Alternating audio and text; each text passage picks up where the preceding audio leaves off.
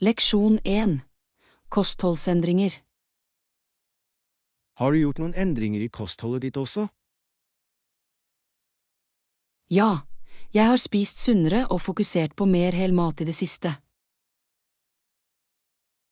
Det er flott å høre.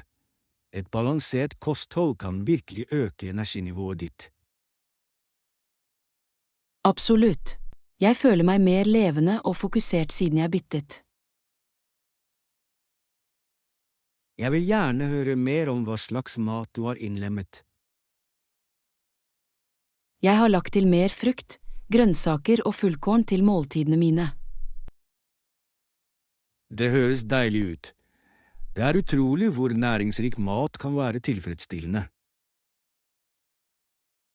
Ja, og jeg liker å eksperimentere med nye oppskrifter for å holde ting interessant. La oss dele noen av våre favorittsunne oppskrifter neste gang. Leksjon 2. Undervannseventyr.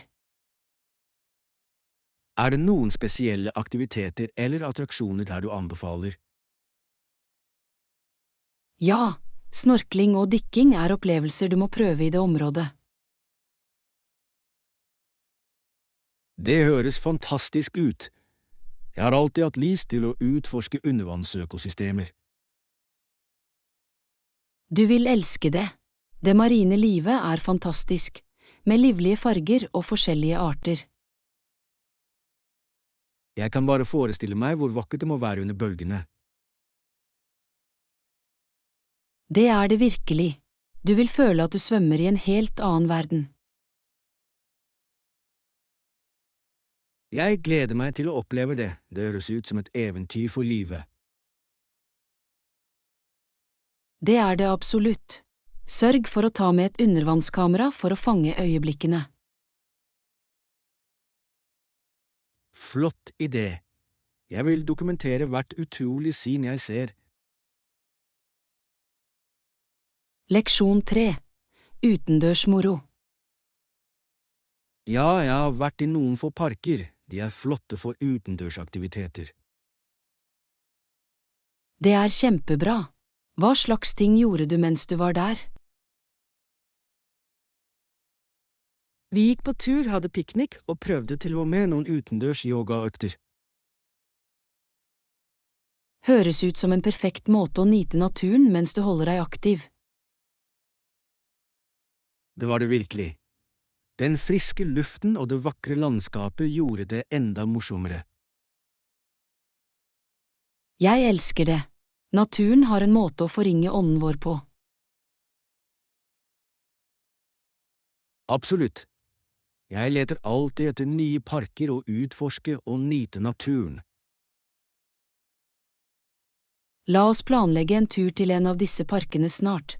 Jeg vil gjerne bli med deg. Jeg er spent. Det vil være en fin måte å tilbringe dagen sammen. Leksjon 4. Turismens skjønnhet. Du vet, reiselivsnæringen er også viktig ettersom mange mennesker kommer for å se skjønnheten i landskapet vårt. Absolutt. Det er fascinerende hvordan besøkende trekkes til våre naturlige attraksjoner og kulturelle steder. Ja, og deres innvirkning på den lokale økonomien kan være betydelig, gi arbeidsplasser og øke virksomhetene. Jeg er helt enig. Det er avgjørende for lokalsamfunn å omfavne turisme samtidig som de bevarer sin unike sjarm. Nøyaktig. Vi bør fremme bærekraftig praksis for å sikre at disse stedene forblir vakre for fremtidige besøkende. Ja, å balansere turisme med bevaring er nøkkelen til å opprettholde miljøet vårt. Jeg elsker hvordan reiser også kan utdanne folk om forskjellige kulturer og tradisjoner. Definitivt. Det åpner for en verden av forståelse og forståelse for mangfold.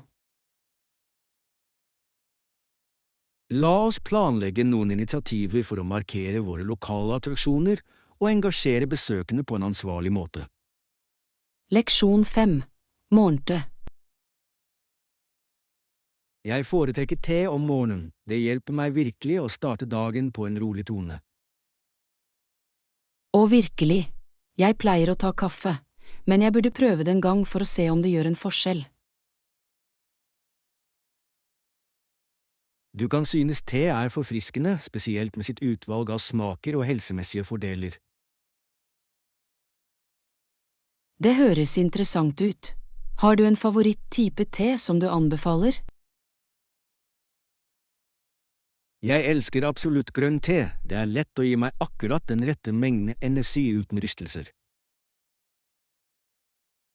Jeg har hørt at grønn te er fullpakket med antioksidanter. Kanskje jeg burde bytte til det for morgenrutinen min. Definitivt gi det et forsøk. Du kan til og med prøve å pare den med litt lett frokost, som toast eller frukt. Det høres deilig ut. Jeg kan allerede forestille meg en koselig morgen, nipper til te og nyter et godt måltid. Nøyaktig. I tillegg er det en fin måte å ta et øyeblikk for deg selv før dagen blir travel. Leksjon 6. Bryte vaner. Dag for dag prøver jeg å bryte mine dårlige vaner, spesielt min tendens til å spise for mange søtsaker. Jeg vet hva du mener. Å motstå de fristende godbitene kan være veldig utfordrende. Det er tøff, men jeg har satt meg små mål for meg selv som å begrense søtsaker til bare helgene. Det høres ut som en smart tilnærming. Har du funnet noe som hjelper deg å motstå i løpet av uken? Jeg prøver å holde sunnere snacks tilgjengelig, som frukt eller nøtter, så jeg føler meg ikke fratatt. Det er en flott strategi. Å ha alternativer kan virkelig gjøre en forskjell når trang treffer. Nøyaktig. I tillegg føles det givende å ta sunnere valg og se de positive endringene. Jeg beundrer besluttsomheten din. Jeg må kanskje ta i bruk noen av strategiene dine selv. Vi kan støtte hverandre. Kanskje vi kan dele fremgangen og tipsene våre underveis. Leksjon 7. Fotball og reklame. Fotball, med sine 45 minutters halvdeler og kontinuerlig spill, er en så spennende sport å se på. Sant, men jeg har lagt merke til at det er mindre enn ideelt for reklame og reklame, noe som er interessant. Ikke sant? Det lange uavbrutte spillet betyr færre muligheter for annonser, noe som gjør det vanskelig for sponsorer. Det er en utfordring for nettverk, spesielt når de trenger å fylle kommersielle pauser. Nøyaktig. Noen idretter har stopp som gjør det lettere å sette inn annonser uten å forstyrre spillet. Jeg lurer på om det påvirker hvor mye penger lag tjener på sponsing sammenlignet med andre idretter. Det gjør det sannsynligvis. Fotball er sterkt avhengig av varer og billettsalg for å supplere inntekten. Det gir mening. Fans er vanligvis så dedikerte at de vil støtte lagene sine på forskjellige måter. Absolutt. Det skaper en unik atmosfære som er vanskelig å gjenskape i andre idretter. Leksjon 8. Reisebilder. Hei, har du sett de siste reisebildene mine på sosiale medier? Nei, det har jeg ikke. Hvor gikk du denne gangen? Jeg kom nettopp tilbake fra en fantastisk tur til fjellene. Naturen var fantastisk. Det høres utrolig ut. Jeg kan bare forestille meg hvor vakkert landskapet må ha vært. Det var det virkelig. Jeg fanget noen fantastiske soloppganger og de livlige fargene på høstbladene. Jeg vil gjerne se dem. Naturfotografering kan være så fengslende og inspirerende. Jeg sender deg lenken til albumet mitt, jeg tror du virkelig vil like det. Vær så snill å gjøre det. Jeg setter alltid pris på en god reisehistorie og bildene som følger med den. Jeg skal sørge for å inkludere historiene bak hvert bilde, de legger så mye mer til opplevelsen. Leksjon 9. Oppsett av kjæledyrområdet. Jeg tenkte på å inkludere sengetøyet deres, leker og matskåler i det området vi diskuterte. Det høres perfekt ut. Å ha alt organisert vil gjøre det mye mer behagelig for dem. Nøyaktig. Jeg vil skape et koselig rom hvor de kan slappe av og føle seg hjemme. Det er så viktig for kjæledyr å ha sitt eget utpekte område. De trives i den typen miljø. Jeg er enig. I tillegg vil vi bidra til å holde huset ryddig og forhindre rot. Det er et flott poeng. Det er utrolig hvor stor forskjell en liten organisasjon kan gjøre. Definitivt. Jeg er spent på å se hvordan de reagerer når området er satt opp. Jeg kan forestille meg at de nyter sin nye plass, omgitt av favorittingene sine. Jeg vil holde deg oppdatert om fremgangen deres. Jeg er sikker på at de vil elske det. Leksjon 10. Fotograferingsplaner. Kjempebra. Jeg tar med kameraet mitt også. Vi kan ta noen bilder under turen. Det høres ut som mye moro. Jeg elsker å fange øyeblikk og lage minner. Meg også. Det er noe spesielt med å se tilbake på bilder og gjenoppleve disse opplevelsene. Nøyaktig. I tillegg er det en fin måte å dele eventyrene våre med venner og familie senere. Jeg skal sørge for å ta med ekstra batterier, bare i tilfelle vi tar flere bilder enn forventet. God tenkning. Det er alltid bedre å være forberedt, spesielt når det gjelder fotografering. Absolutt. Jeg er også spent på å eksperimentere med forskjellige vinkler og belysning. Det er ånden. Jeg er sikker på at vi får noen fantastiske bilder å huske dagen etter. Jeg kan ikke vente. La oss gjøre denne utflukten til bøkene med flotte bilder. Leksjon 11. Etiske klær. Hei, har du noen gang vurdert å handle etiske klær?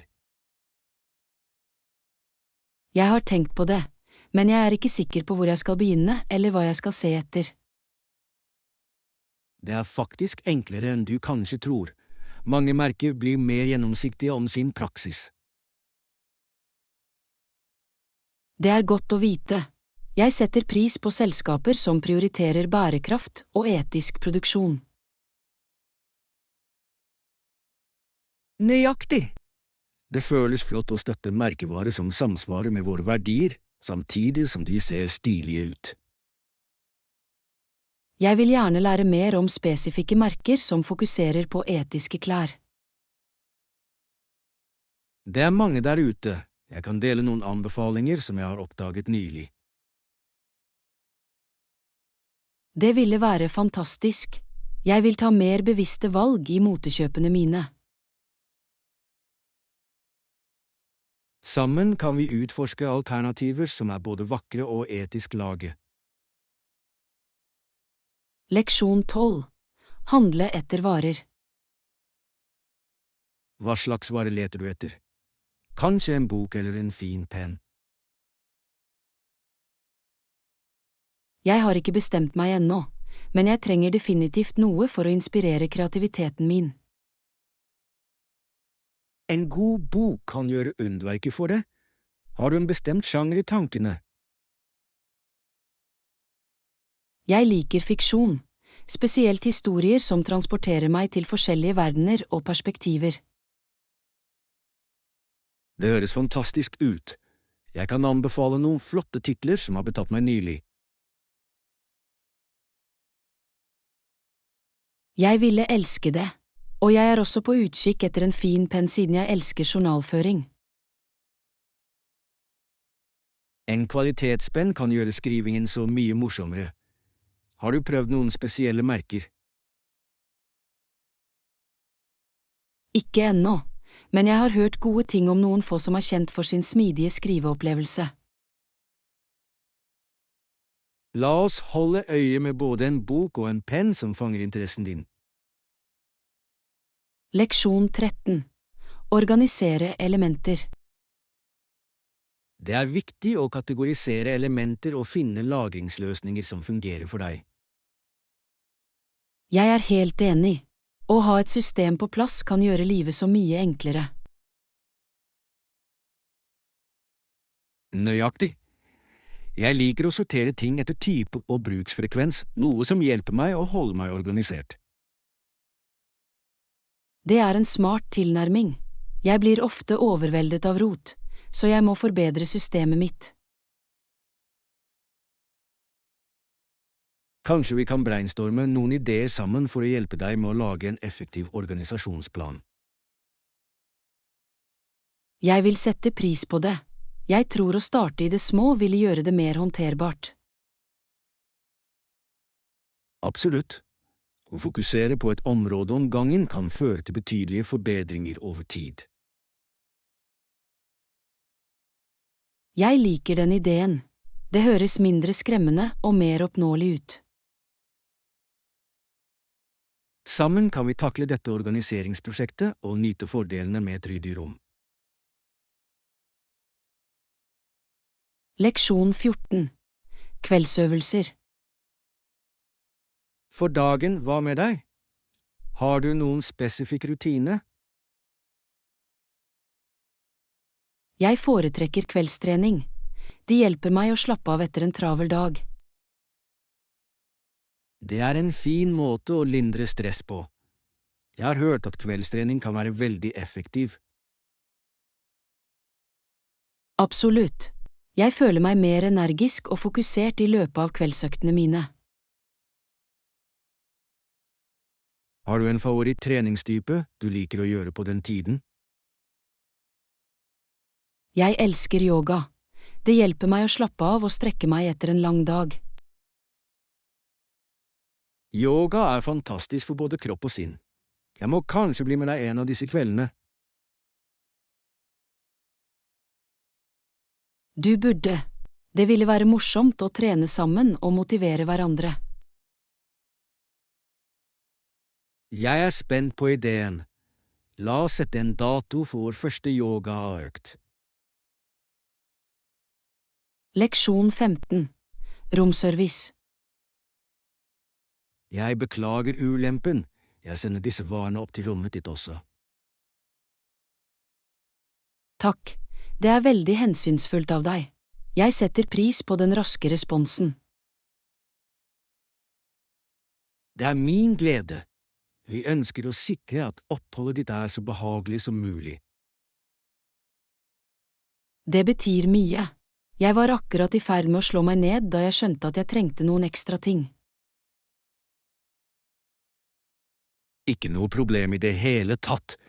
Jeg skal sørge for at det kommer snart, slik at du kan slappe av uten problemer. Jeg gleder meg veldig til å nyte tiden min her. Atmosfæren er så innbydende. Jeg er glad for å høre det. Vi streber etter å skape en hyggelig opplevelse for alle våre gjester. Du oppnår absolutt det. Jeg gleder meg til å utforske alt dette stedet har å tilby. Hvis du trenger noen anbefalinger eller hjelp, ikke nøl med å spørre. Leksjon 16. Forsyningskjedestyring. Vi har et sterkt distribusjonsnettverk og utmerket styring av forsyningskjeden, noe som skiller oss ut. Det høres imponerende ut. Hvordan påvirker dette virksomheten din på daglig basis? Det gjør at vi kan svare raskt på kundenes behov og opprettholde høye effektivitetsnivåer. Jeg kan se hvordan det ville være gunstig, spesielt i dagens fartsfylte marked. Nøyaktig. Vår forsyningskjede sikrer at produktene leveres i tide og med riktig kvalitet. Det må kreve mye koordinering og planlegging for å holde alt i gang. Det gjør det, men vårt dedikerte team jobber hardt for å optimalisere alle aspekter av prosessen. Det er flott å høre. Et sterkt team kan utgjøre hele forskjellen for å oppnå suksess. Absolutt. Samarbeid og kommunikasjon er nøkkelen til å opprettholde vårt konkurransefortrinn. Leksjon 17.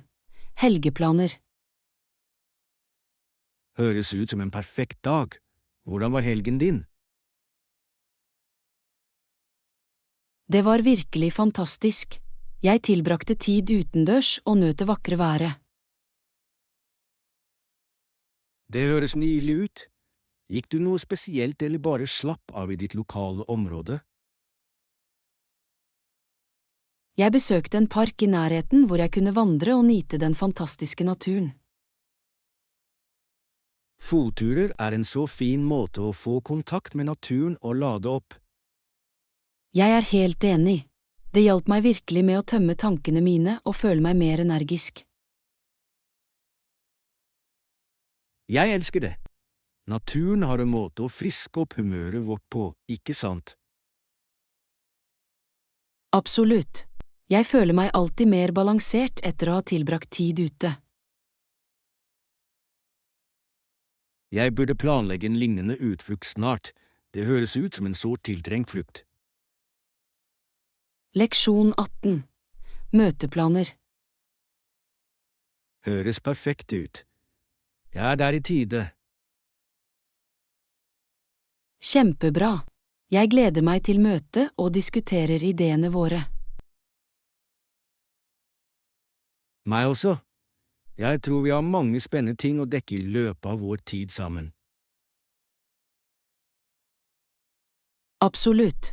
Det er alltid inspirerende å brainstorme og samarbeide med deg.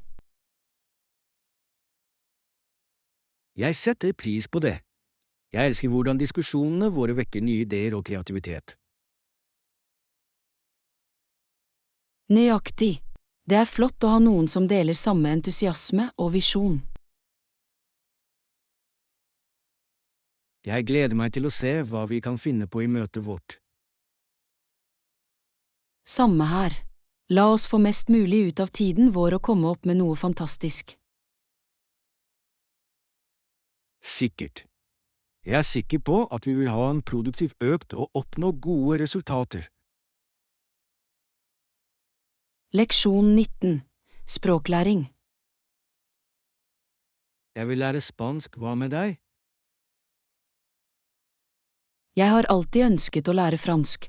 Det er et så vakkert språk. Det høres fantastisk ut. Fransk har en viss eleganse som er veldig tiltalende. Det gjør det virkelig. I tillegg ville det være så nyttig når du reiser til Frankrike. Absolutt. Jeg tror det ville være morsomt å trene sammen, kanskje til og med bli med på en klasse. Jeg elsker den ideen. Å lære med en partner kan gjøre opplevelsen morsommere. Sikkert. Vi kan motivere hverandre og dele ressurser underveis. Nøyaktig. I tillegg kan vi utforske kulturene bak språkene vi lærer. Det vil gi så mye dybde til studiene våre. Jeg er veldig spent på denne planen. Leksjon 20. Helsemessige fordeler. Å forstå viktigheten av vår mentale og fysiske helse er avgjørende. Absolutt. Det hjelper også å kommunisere effektivt med andre i livene våre. Rett. Når vi føler oss bra mentalt og fysisk, forbedrer det interaksjonene våre.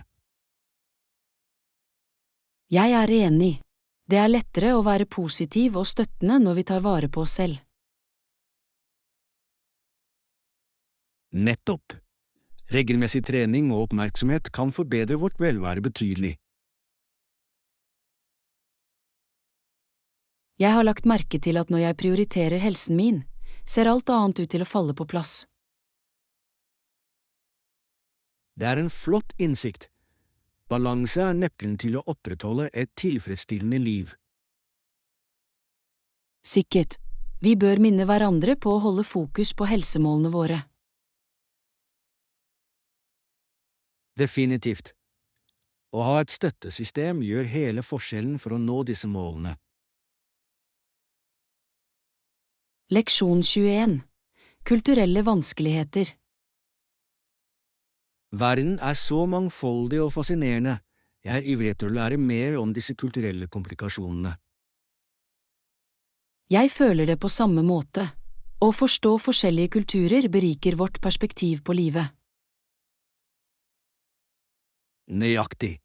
Hver kultur har sine unike tradisjoner og verdier som former identiteten.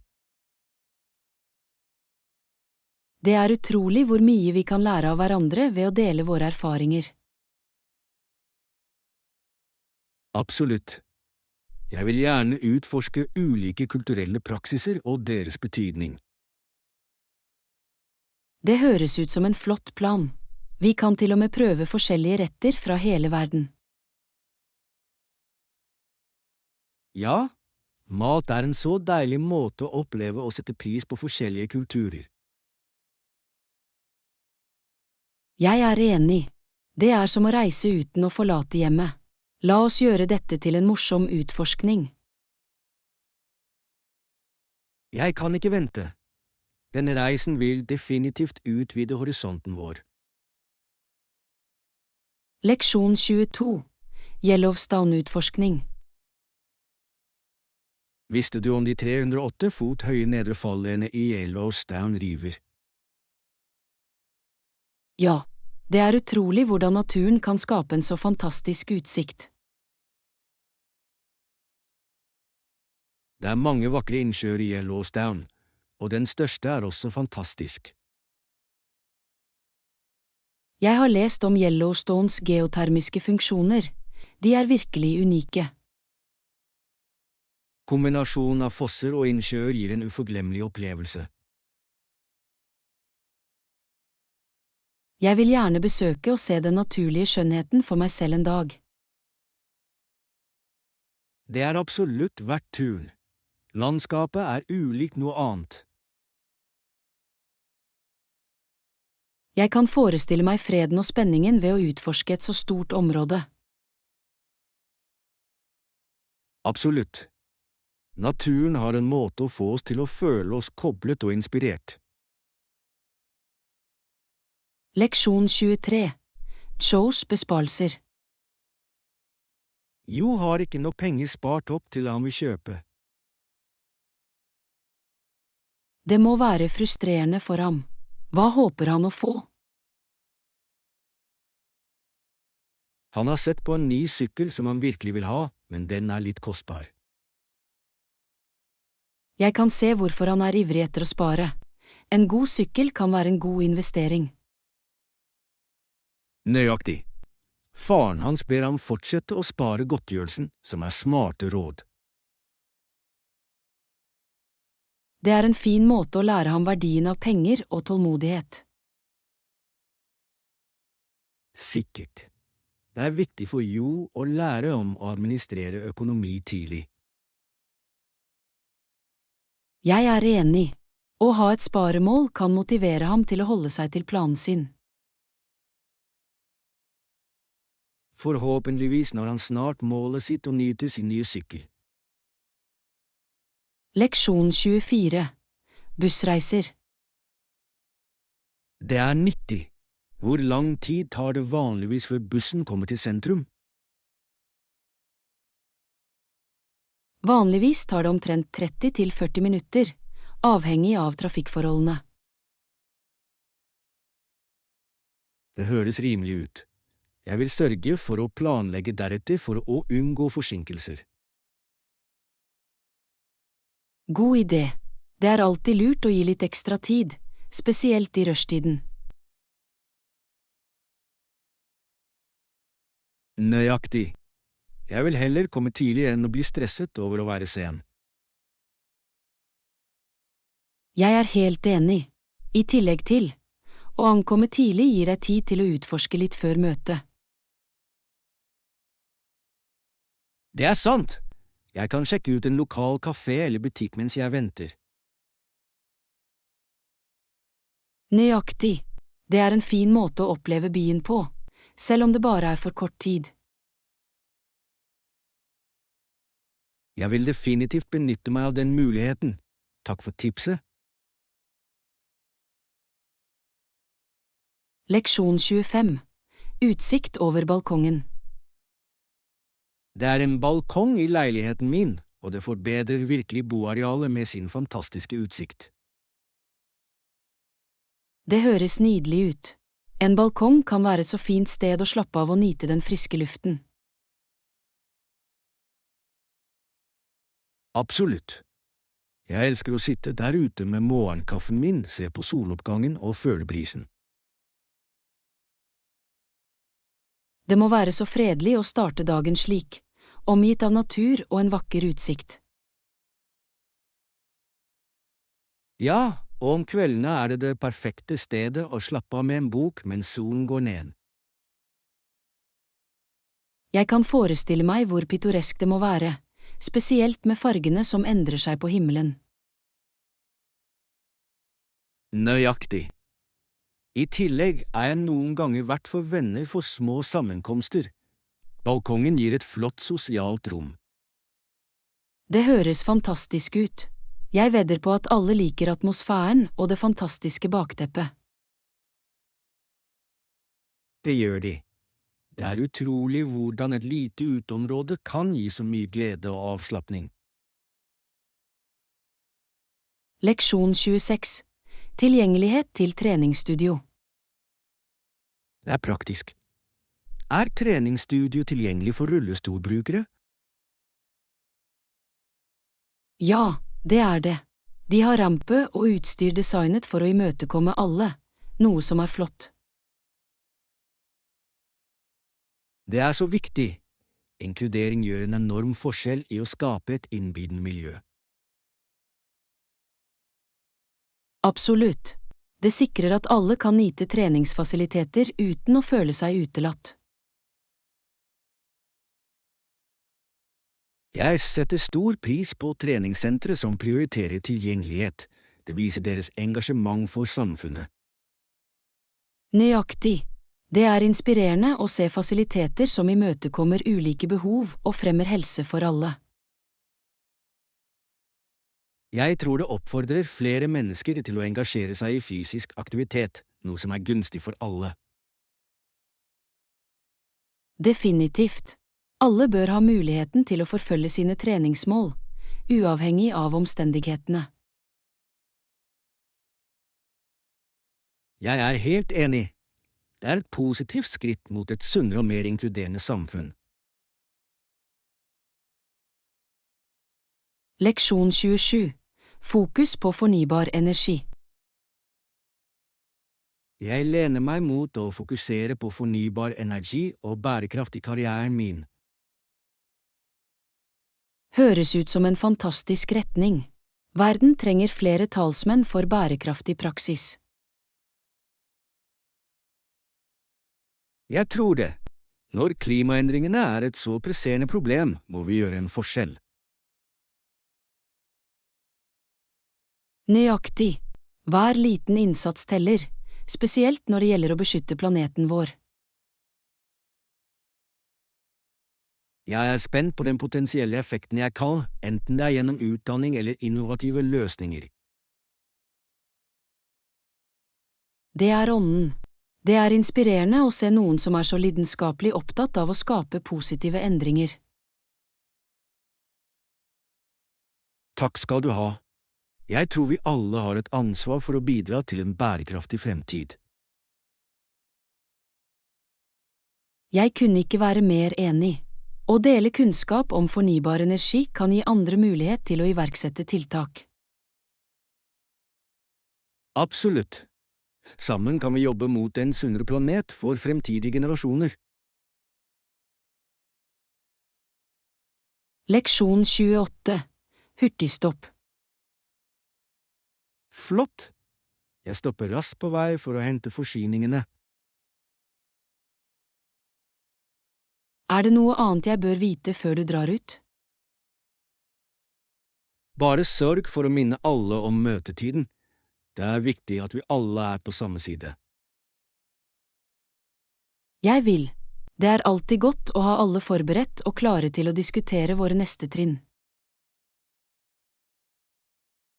Nøyaktig. Jeg vil sikre at vi maksimerer tiden vår sammen og får mest mulig ut av møtet.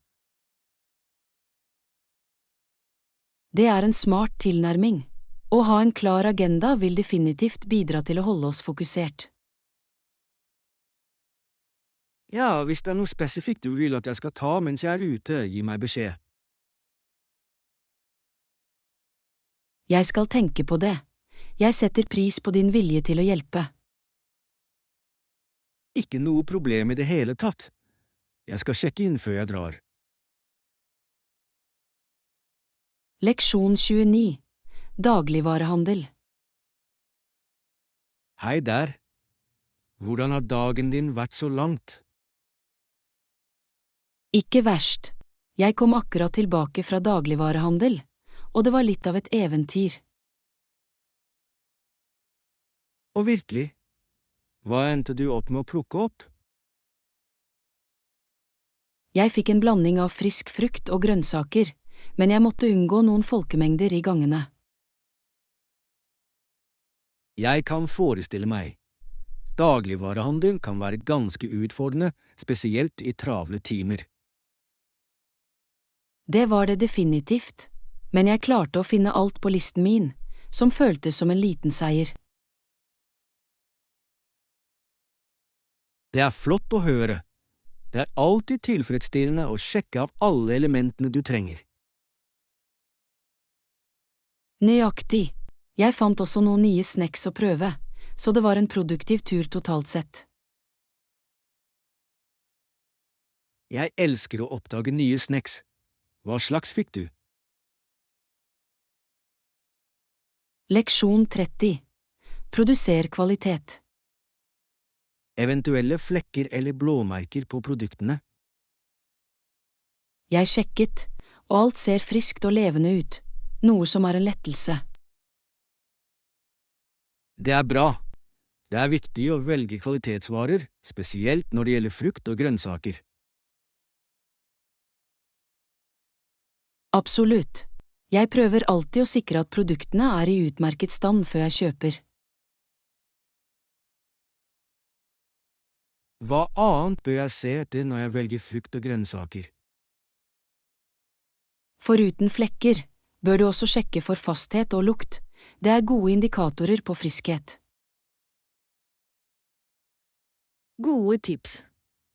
Jeg skal holde øye med disse detaljene neste gang jeg handler. Det gjør virkelig en forskjell i smaken og kvaliteten på måltidene dine. Jeg er enig. Ferske ingredienser kan heve en rett til et annet nivå helt.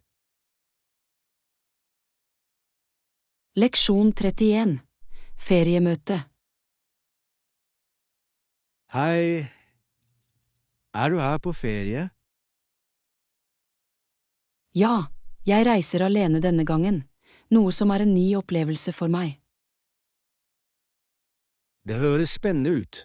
Soloreiser kan være ganske befriende og givende.